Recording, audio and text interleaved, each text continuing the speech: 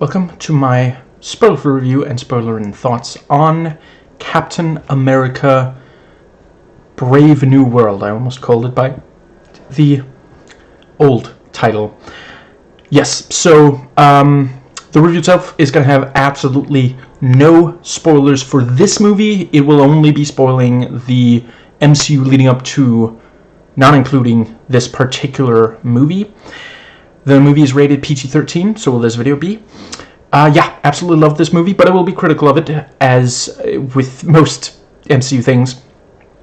And yes, that covers it. So, yes, in case you just want, like, a really short, sort of to-the-point review, let me just spend, a couple of minutes, I think, is what I'll take to... yeah, just give you a basic idea, because I realize, I watched and recorded this on the 12th, not the 14th. I'm aware some people haven't even gotten the movie in their country yet, at least not to, like, regular audiences. So, if you like other MCU stuff, you are pretty likely to like this, especially, and this is probably not a surprise to very many people, especially if you like Captain America 2 and 3. This is, there's some stuff that's very similar to 3, and overall it's very similar to 2. It is slightly messier, and it feels a little sloppier on account of the reshoots and such.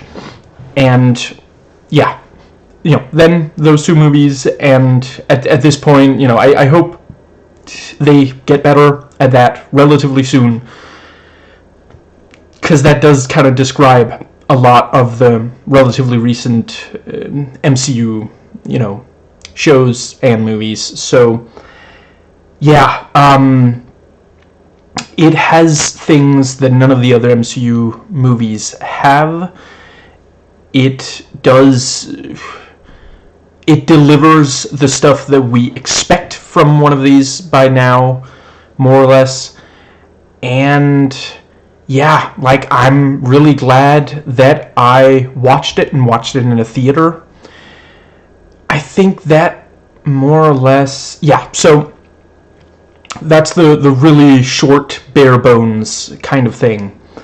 So, to get somewhat more into specifics, and I just realized I forgot to mention, I will be letting you know before I get into spoilers for this movie, and I'll put a spoiler tag at the top of the screen. And if you just want to hear me talk spoilers, the time code will be in the description box. Anyway, yeah, I thought that the dramatic stuff really worked. The MCU are gradually getting better at this thing that they actually kind of mastered in Phase 1. And then, I don't think Joss Whedon did that bad of a job at it, but a lot of people can't really do, don't get me wrong, he's problematic. I'm not making any excuses for him as a person, but he did handle this one, multiple things, but here we're focusing on just this one thing he handled well. He'll have a joke after making us feel, but it doesn't undercut, although I appreciate some people do feel that he also undercut. But after Joss Whedon, after the first Avengers, a lot of the movies tried to be as quippy as the first Avengers, but they ended up using jokes to undercut the moments that would have hit hard. There's a little bit of that here, but a lot of the time, when it really needs to get to you emotionally, 100%, really nails it, really lets something actually hit. And the action is good to great. I do some of the more kind of up close action, the martial arts and such. I don't think the problem is the choreography or the stunt work, because there's some really solid stuff in those regards. But some of the cinematography and editing, I don't know exactly what the thinking was, but it feels like they were a little worried to get quite as frenetic as Captain America 2, which I appreciate, because that movie, on rewatch, that movie really does push it a little bit too far. There's the kind of Bourne movie thing, but it at times it seems like it's going for letting the camera really take in the action, somewhat like The Dark Knight and The Dark Knight Rises. And it just doesn't completely work. Some of the cuts are slightly awkwardly chosen. There's stuff where it cuts away from something a little too fast or a little too late. And yeah, this does not only go for the action.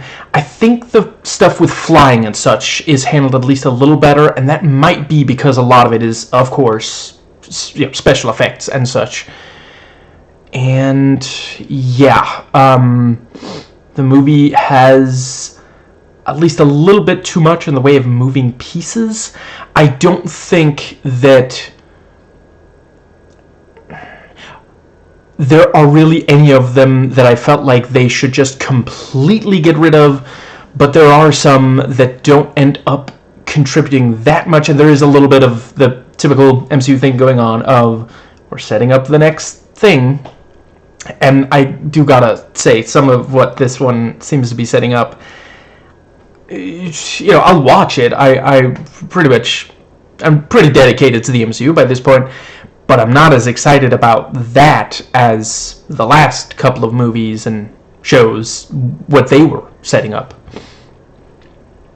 One thing I think works extremely well here is that this movie is not trying to pretend like Sam is Steve. This is something that is acknowledged and actually used. They have, they share values, but their personalities, their histories, and how they are as Captain America is very different. Sam does not have the serum. He does have the vibranium suit, and yeah, it changes how he fights. And there are situations where, it's the fight bears some resemblance to one Steve had, but yeah, because he doesn't have the serum, Sam, it works really well as a metaphor, because Sam has to work harder than the white guy did to accomplish the same thing. It is very much this thing of, like, Sam embodies the spirit of minorities in, under capitalism, for example, under patriarchy, these very strict ideas of what you have to be to fulfill your role, which might be predetermined from birth. And yeah, I think, it doesn't take away from Steve. Don't worry. Put down the pitchfork. Put out the tiki torch. I would definitely say it pays respect to Steve, but it is very much, this is a different Captain America. And let's see. I am going to leave up to actual African Americans to determine whether the movie does a good job, but I will definitely say the movie, the fact that black culture and white culture are different is acknowledged. The movie isn't making the absurd claim that black culture is somehow inferior to white culture, but it acknowledges the differences, the way that Sam talks, especially if he's talking to another black person, or maybe, a Latino, or the like, is very different from how Steve would talk to people, even, people that he was close with. Let's see. Yeah, the movie does a decent enough job of covering up for the fact that originally it was going to have a heroic Mossad agent, which, like, wow. Tell me Hollywood is out of touch with mainstream sentiment without telling me, like, holy crap, at least they caught it in time. You know, the character is still Israeli, but no longer Mossad. And yeah, let's see. If you have watched the trailer, I personally think that the movie delivered on pretty much everything that I hoped for from the trailers, from the movie based on the trailers. If you haven't already watched them, I would recommend not to. That's something they still need to do. They gotta get better at not spoiling some of the really major stuff. But it wasn't like, it didn't ruin the movie for me. I'm a little worried it might for some people. I think that does more or less cover. I'm gonna. There's really just one more thing, and I will talk. I'm gonna get more into it in the spoiler section for reasons that are about to become obvious. But I will just briefly say, yeah, I can kind of see how one could interpret Ross as representing Trump. And I think it is there's going to be frustration all across the aisle with the depiction of, if you interpret Ross as representing Trump. And that let me just real quick. Oh, right. There's one post-credit scene, and yeah, I would definitely say it is well worth staying to the end for. And yeah, I think that does cover. Yeah, one thing, I do think that this does, in some ways, do a better job somehow than Civil War at one major aspect, and I really appreciate that. They are trying to better and learn. And yes, Civil War is still one of the best. I'm not saying that this, like, takes its spot or something, but yeah. Right, before I do the review, the spoiler sections, I am just... oh, that's right, I changed that. Okay, so, gonna fill some dead air. Yeah, I think that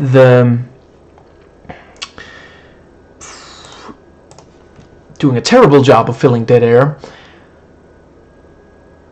I really felt like they made good use of Harrison Ford. Unsurprisingly, at this point, it is primarily like,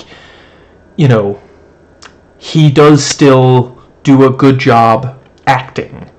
It is more that there was a time when, like, the big thing, he wasn't always... What I'm trying to get at is, his face straight melted and he lost that smolder. And that, he can't run around and, punch Nazis anymore. So they give him pathos instead, and I think they did a really solid job with that. And yeah, I would say this is a solid 8 great reasons why Sam is the new Captain America out of 10. And this gets longer every time for obvious reasons, so I'm just going to speed run it. My ranking of worst to best MCU movies, keeping in mind I love all of them, they're all amazing. I'm ranking how much I love them, not whether or not I love them all. Iron Man 2, Dark World, Black Widow, Captain America 1, Thor 1, Ragnarok, Hulk, Ant-Man 1, Ant-Man 2, The Marvels, Thunder, Homecoming, Doctor Strange 1, Iron Man 3, Iron Man 1, The Avengers 1, Ultron, Ant-Man 3, Madness, Far From Home, No Way Home, Guardians Holiday Special, Captain America 4, Guardians of the Galaxy 1, Guardians of the Galaxy 2, Black Panther 1, Winter Soldier, Werewolf, Deadpool 3, Shang-Chi, Eternals, Guardians 3, Wakanda Forever, Civil War, Infinity War, and Endgame.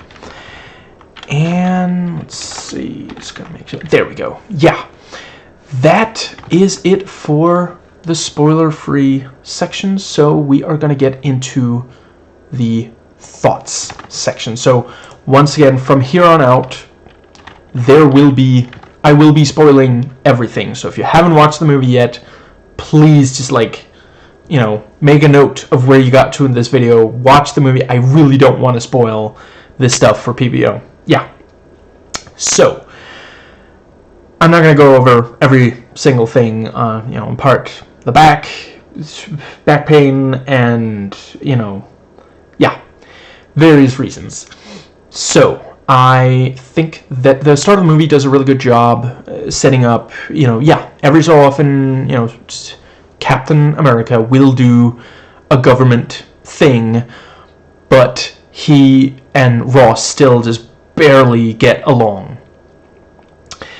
I love the stuff with Isaiah. I will never turn down seeing Carl Lumbly in anything, and really happy to see him do the spy gig again. We got it on Falcon and the Winter Soldier some as well, but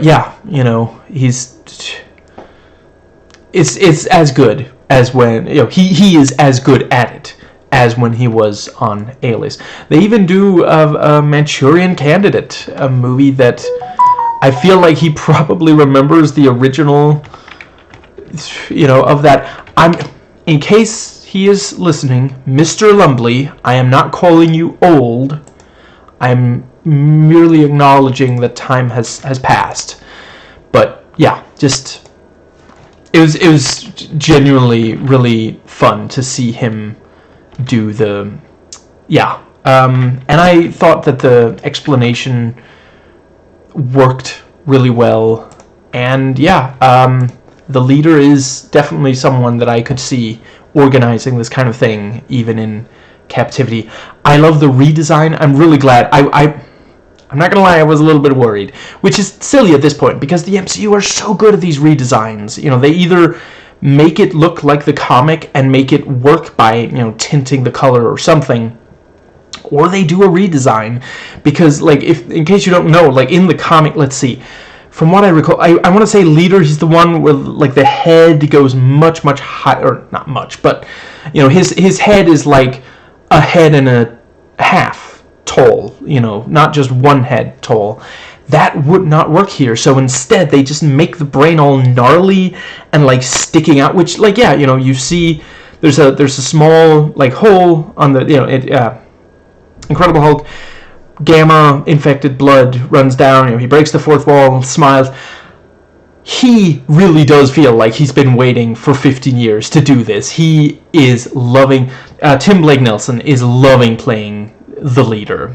But yeah, I could see how that, it seeped into his brain, made his brain grow, the skull started to, and now his brain is just exposed and all nasty, and one of his eyes is, growing with a bright gamma glow, and the other one's, kind of messed up. Just really, really fantastic.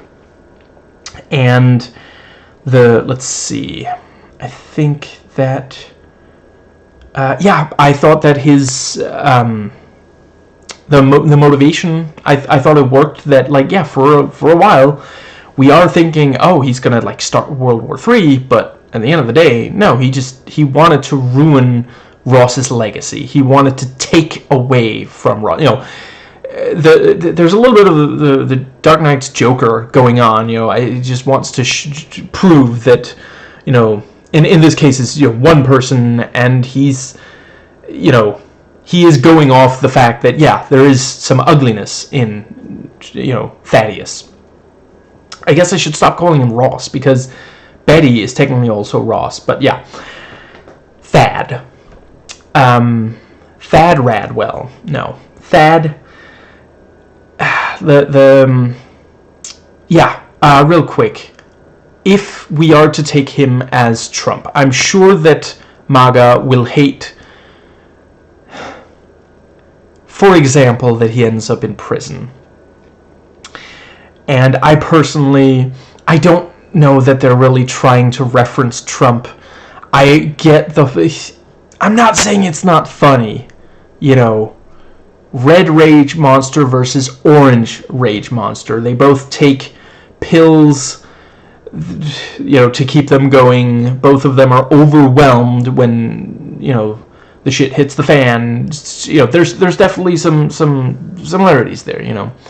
But at the end of the day, I don't think that he's supposed to be Trump because he actually cares about his daughter in a, you know, non-incestuous way, and he genuinely seems to realize, yeah, this adamantium thing would be good for people. He's not just trying to enrich himself and become more powerful, you know, the kinds of things that motivate the real life Trump, who in some ways is like if someone, I think in the future people will struggle to believe just how self-centered, how harmful Trump, you know, just like, yeah, it sounds like a cartoon, you know, Saturday morning cartoon villain.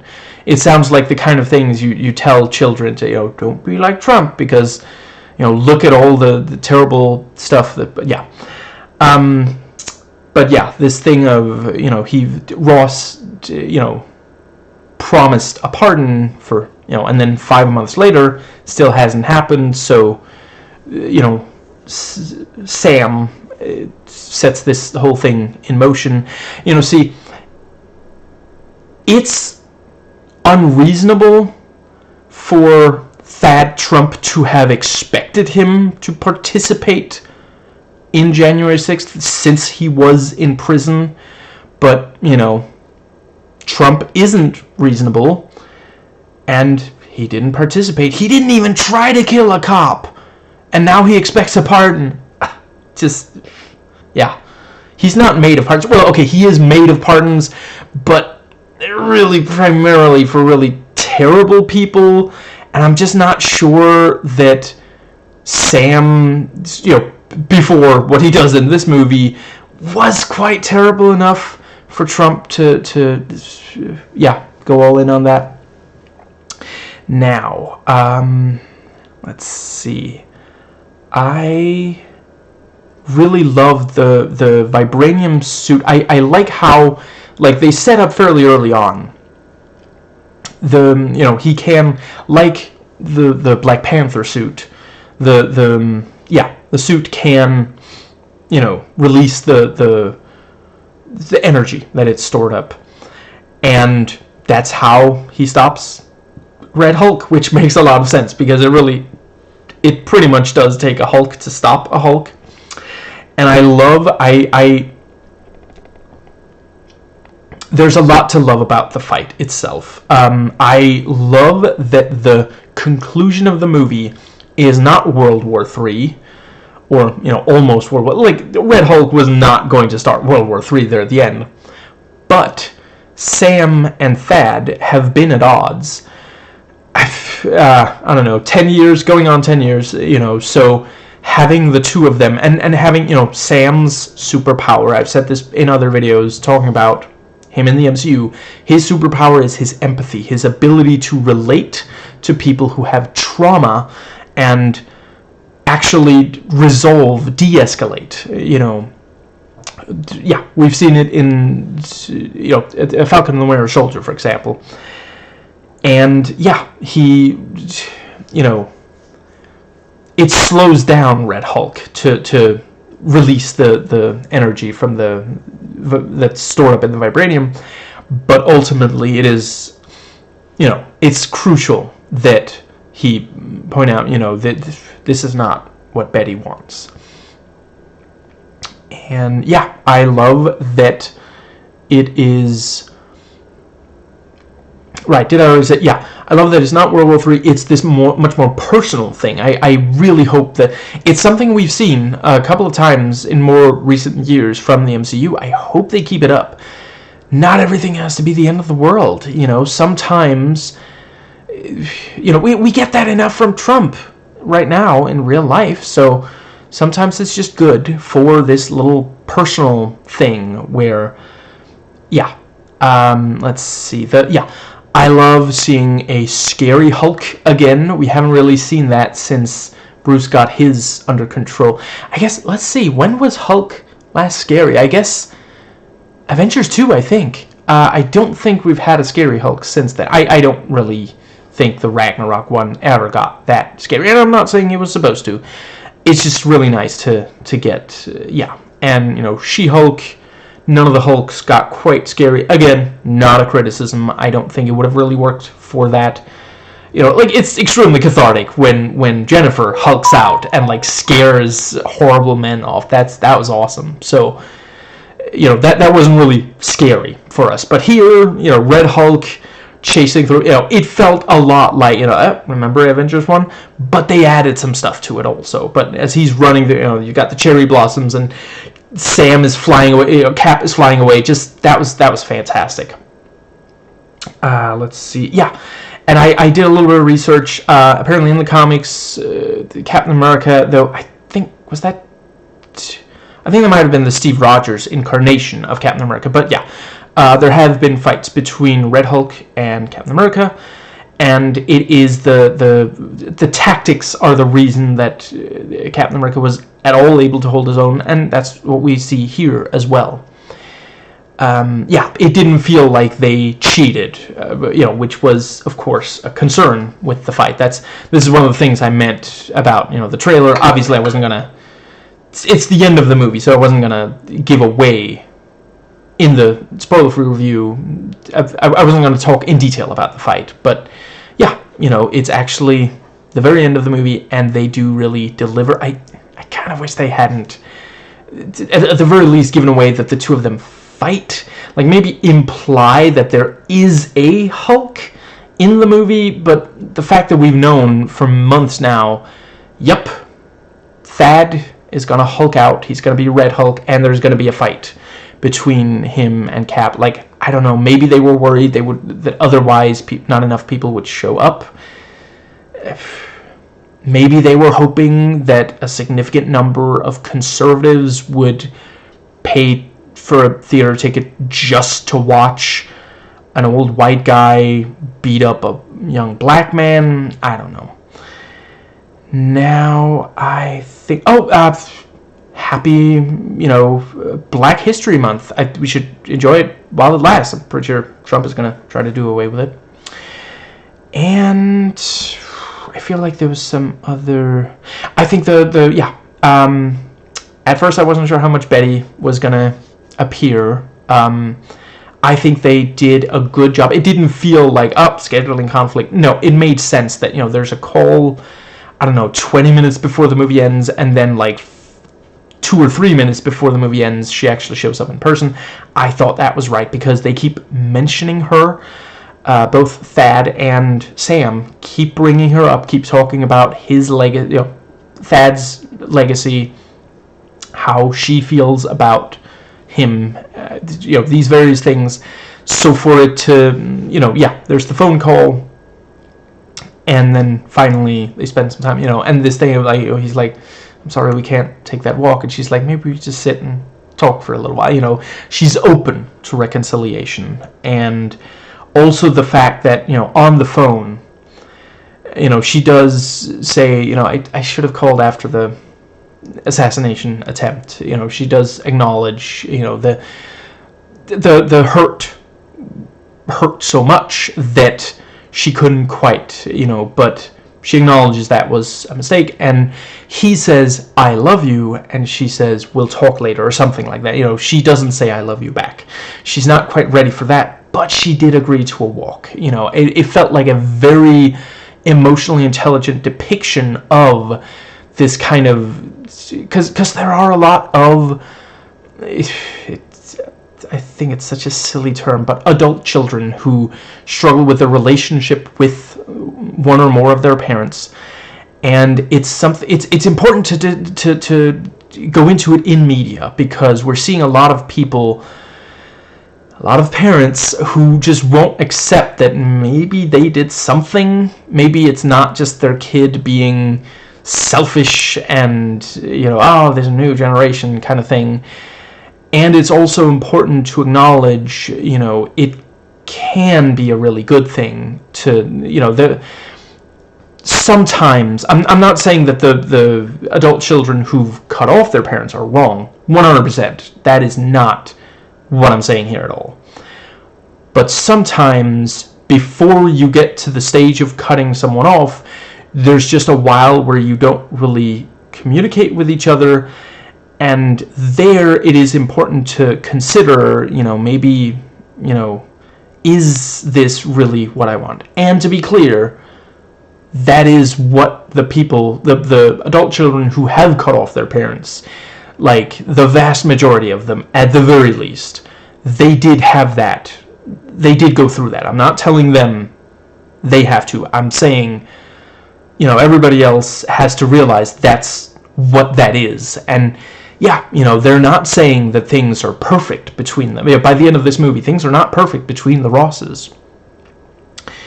But maybe they can, and it's important that Thad makes an effort, that he doesn't just say, oh, you're ungrateful, and I think this, I don't know if we're gonna see him again. I mean, certainly now that he is Red Hulk, I could see maybe he'll pop up in a future one and they'll be like, I did give myself up, and keep in mind, keep that in mind, and every single day since, I've worked really hard to control it. I have the control now that Banner does, that sort of thing.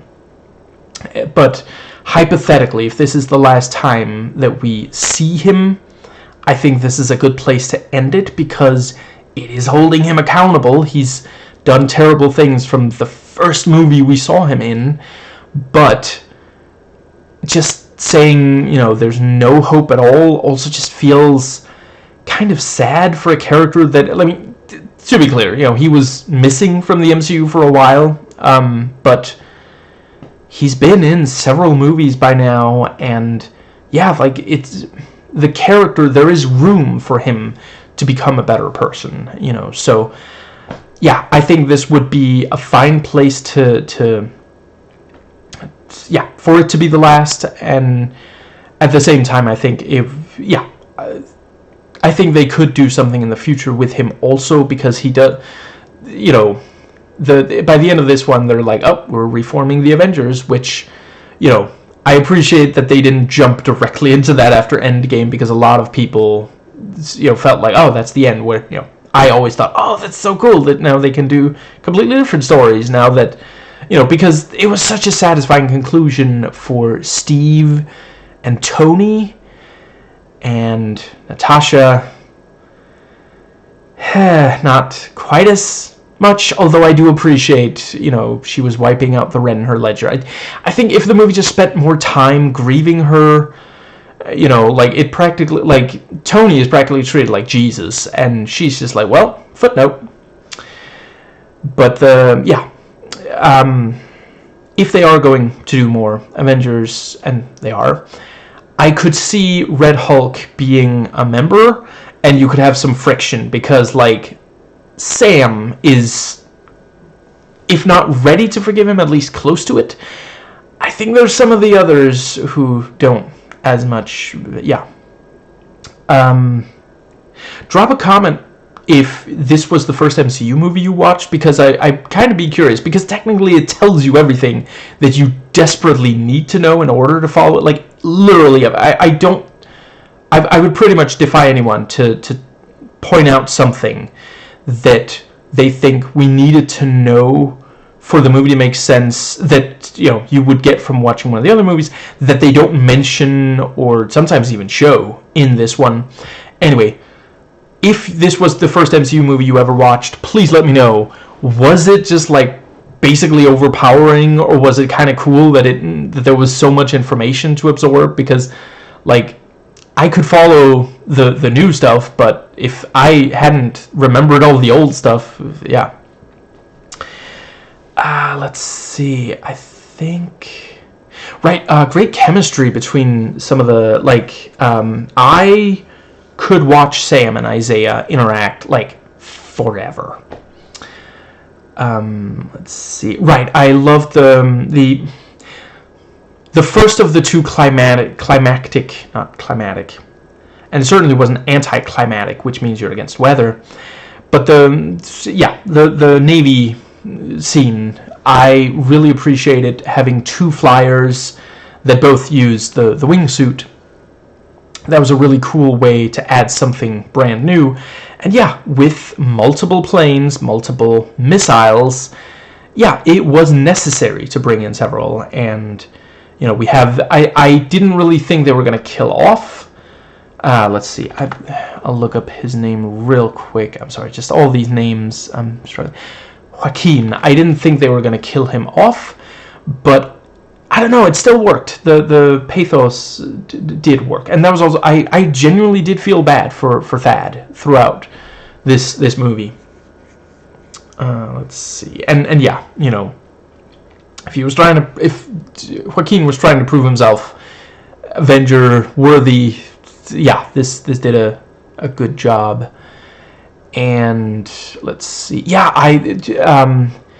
Civil War had the Accords, and I do think that works well in that movie, but ultimately it ends up being mostly a reason for the Avengers to split apart, where here I really felt like, no, yeah, for sure, this is stuff, like, it sets up at the start, you know, adamantium would be really great, you know, it would be very good if a bunch of countries could agree to work together on it, and then, you know, there's the thing about, well, if you can't even protect yourself, how are you supposed to keep this going, you know?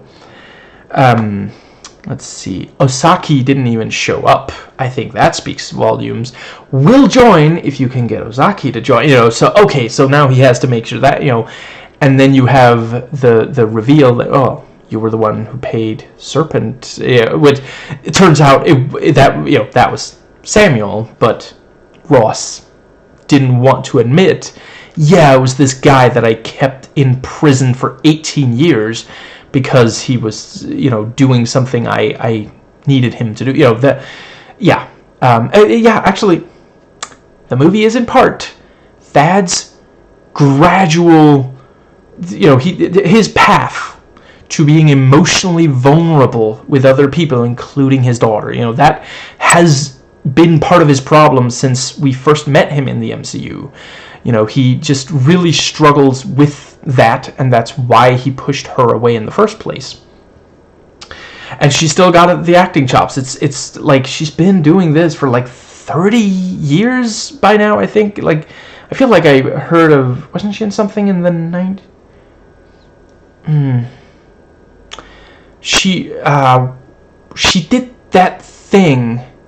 The thing that you do. And let's see. Yeah, she's still really, really solid. I gotta see her in more stuff. I've always really, really liked Liv Tyler. Let's see. I think that might more... Right. Giancarlo Esposito. Like, I haven't really watched interviews and such, but apparently, like, I heard from Nando of Nando V Movies, apparently Esposito was just, like, loving... Like, he was really enthusiastic in, like, promotional stuff, and just... Yeah, he seems to be having the time of his life here, you know, just... Yeah. Let's see. Yeah, it's been a long time since I read leader stuff, but from what I recall, this is pretty accurate. And I thought it was interesting that in the post-credits, I mean, he's talking about the multiverse. That's gotta be it, because he says the other ones and we share a world. You know, he's not talking about aliens, is he? I feel like he's referring to the multiverse. And yeah, I could see him being the Hannibal Lecter to, you know, someone's Clarice Starling in one of the upcoming ones, and, you know, that could bring back the Serpent Society, you know, because Esposito's character, whose name is Sidewinder, you know, he wants him dead for wasting his time, you know, so, yeah, that could be, that they could have to protect from the Serpent. Otherwise, I'm not entirely sure, because they introduced the Serpent Society, and they don't really do anything. They're essentially just like a right-hand man kind of thing. Like, they serve the same purpose as like Batroc the Leaper in the second Captain America movie, and in that one it kind of was just this guy from the comics, that's kind of cool, right? But here it kind of seems like no, they're going somewhere with it. I mean, it's the Serpent Society. You got to do something more with it than what we get here. Right, apparently, originally, okay, this will not stand. I'm going to find her name real quick. Her name is Rosa Salazar. She was supposed to play one of the, Diamondback, one of the serpents. I was expecting her to pop up. Once the movie was almost over, I was thinking, I guess, mid-credit scene. I was expecting her to pop up in a mid-credit scene, free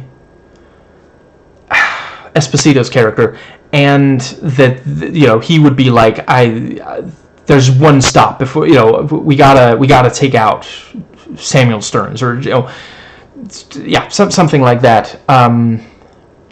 I guess, or maybe it was before reshoots or something. I hope that she does get to be in a later. Maybe they didn't they at least once take like deleted scenes and put in one of the other movies. I feel like I heard.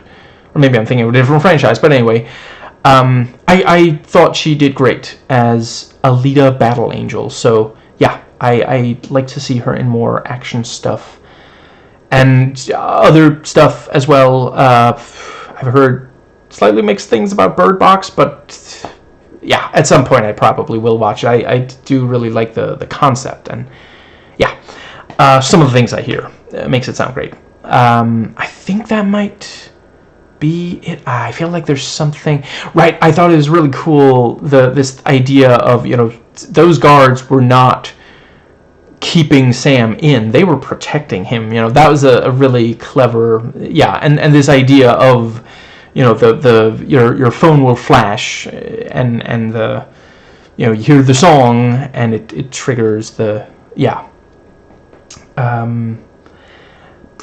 let's see, and Joaquin is just like, oh well, let's find out if there's someone here. Presses and I like that they let it sit for just a few seconds, because let's see, I think we see at least two of the military personnel there, and they stop for a second, and it's just enough time that we think, I guess they got to someone, there's going to be a fight, but then they just go back to doing what they were doing, and it's like, yeah, I mean, music's loud, it's sudden, they weren't expecting it at all. That's a perfectly natural reaction to that. So yeah, and it is also the kind of thing that Joaquin is maybe a little more he jumps into things in a way that Sam and Steve don't, making it more interesting like that.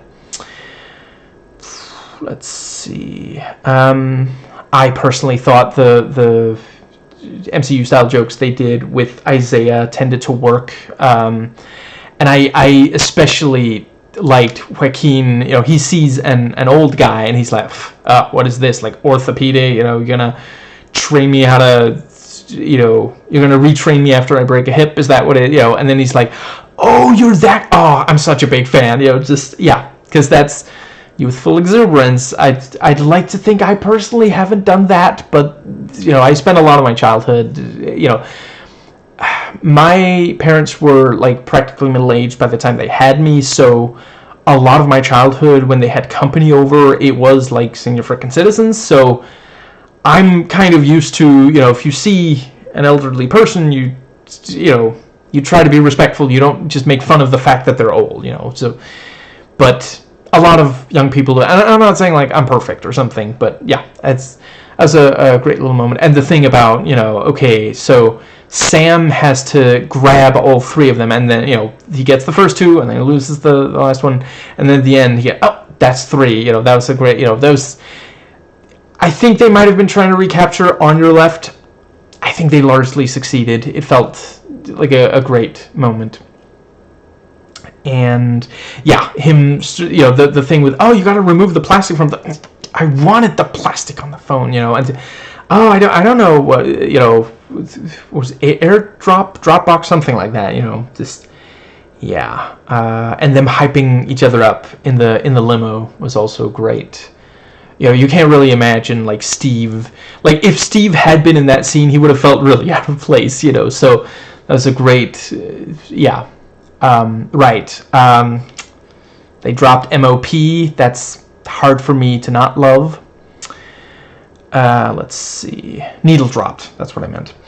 I think that might be about it.